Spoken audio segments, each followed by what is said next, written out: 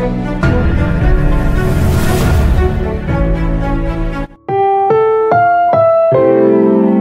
programang ito ay rated SPG. Striktong patnubay at gabay ng magulang ang kailangan. Maaaring may masiselang tema, lengguwahe, karahasan, sexual, horror o droga na hindi angkop. Ngayong Kapaskuhan nga, binigyan nga nito ni Harry ng regalo ito nga si Annalyn matapos nga ng napakaraming pinagdaanan nga nito at isa nga siya sa saksi sa mga pinaghirapan nga nito ni Annalyn. Kaya naman karapat dapat naman nga raw siya makatanggap nga ng mga regalo ngayong Pasko. Sa kabilang banda naman nga ay patuloy naman nga na kukunin nga nito ni Giselle ang loob nga nito ni Justin. Susubukan nga niya na makahingi pa rin nga ng tawad matapos nga ang kasalanan ng ginawa nga niya dito. Kaya naman hinarap niya nga ito. Subalit sinungitan nga siya nito ni Justin dahil na nga rin hindi nga niya inaasahan na pupunta nga ito man si Giselle doon.